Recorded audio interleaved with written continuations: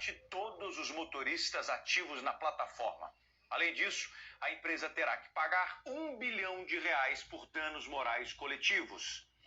Dani, a Uber já se pronunciou, assunto polêmico que a gente traz aqui hoje, né? Polêmico. Envolve muita gente, muitos trabalhadores, né? Polêmico, e como até o Dadson comentou aqui no estúdio, abre muitos precedentes, né? Se caso for de fato acatado. Mas a Uber já se pronunciou, Dadson, estou aqui com a nota, inclusive, na íntegra.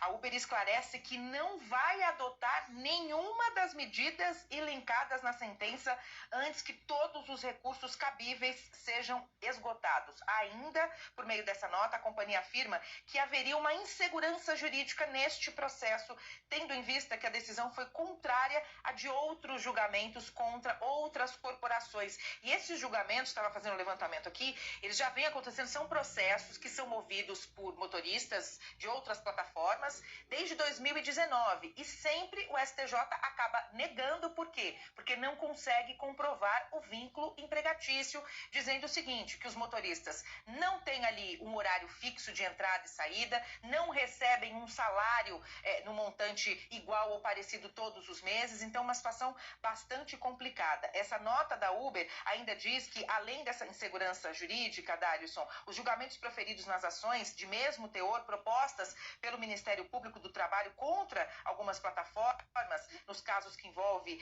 outras empresas, que eles não têm, inclusive, uma lei que eles consigam se basear, e isso está nessa decisão que foi julgada, né? Julgada não, que foi feita ontem, quinta-feira. Então, que obriga a registrar todos os motoristas, e ainda de acordo com essa como se diz, fugiu a palavra, Dadson, com essa determinação da justiça, a empresa Uber teria 6 meses para conseguir fazer aí todo o registro desses motoristas, e além disso, essa multa de R$1 bilhão. A gente está falando de R$1 bilhão, é muito dinheiro em relação a futuros danos que esses motoristas acabaram sofrendo. Aí, para quem está em casa entender, o TST já determinou em diversos julgamentos unânimes que não existe o vínculo empregatício em outros processos que foram movidos. Por quê? É o motorista que faz ali o seu trajeto, é ele que estipula, de acordo com o TST, o seu horário de trabalho, o horário de encerramento, enfim, algumas das justificativas para que não tenha essa comprovação. Em contrapartida, tem os motoristas dizendo para que eles consigam fazer uma renda suficiente, que ele possa, de fato, sustentar sua família, que faça valer a pena, porque o que acontece em São Paulo hoje? A maior parte dos motoristas de aplicativo usam carros que são alugados, então ele tem o custo da locação do veículo para conseguir trabalhar. Então o que eles defendem, falando também do outro lado, né, do lado do motorista, o que eles defendem é o seguinte, que para conseguir ter ali uma renda que seja de fato sustentável, que ele consiga sustentar sua família, ele precisa trabalhar 12, 14 horas por dia. Alguns motoristas reclamam, inclusive, até nas próprias redes sociais, que isso já está viralizando, já é um dos assuntos mais falados. Tem motorista que reclama que trabalha até 18 horas para conseguir ter a mesma renda de quando a Uber começou a oferecer esse serviço para motoristas, que primeiramente começou como assim, eu trabalho numa outra coisa, eu vou fazer um bico na Uber, é bem rentável. Hoje tem muita gente, até por conta da pandemia, e vale a gente lembrar disso, que a Uber foi a única renda, salvou muitas famílias. Então a gente tem aí dois contrapontos que precisam ser discutidos, estudados e, claro, e tomado as melhores medidas para favorecer o motorista e também a empresa, né? A verdade é que eu acho que estão judicializando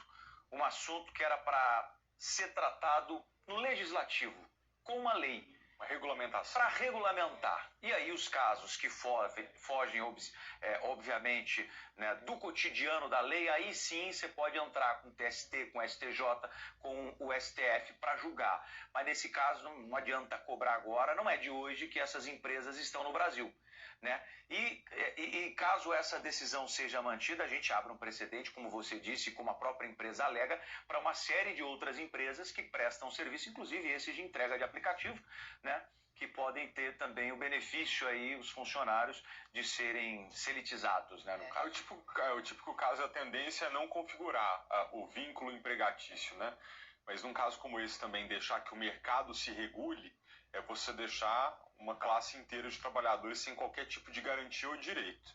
Porque não há de se imaginar que entre o lucro e a proteção social, uma empresa que visa o lucro vá ter tanta preocupação assim com o social. É por isso que falta legislação. Tá, se não é vínculo empregatício, é uma modalidade diferente de trabalho. E para essa modalidade pode vir, por exemplo, uma condicionante de quanto é a porcentagem mínima que tem que ser oferecida ao motorista. Quais são as horas máximas permitidas de trabalho, por exemplo, né, a remuneração.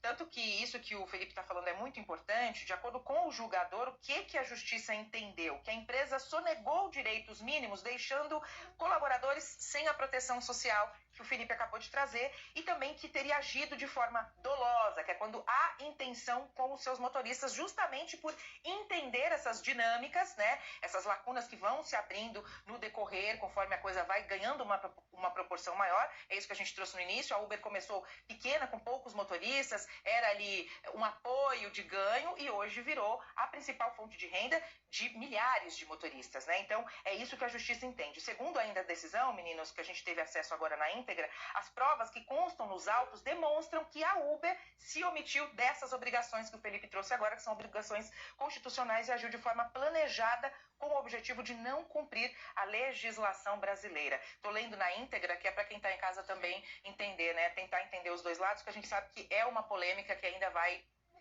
Eu vou dizer uma última frase importante a gente destacar, que a empresa se nega por enquanto a cumprir essa decisão, alegando que tem possibilidade de recurso, né? Exatamente. Como eu tenho certeza que essa categoria pode estar nos assistindo em peso, não é uma decisão que agora está definitiva, estabelecida, né? Não, ainda tem muita água para correr debaixo dessa ponte.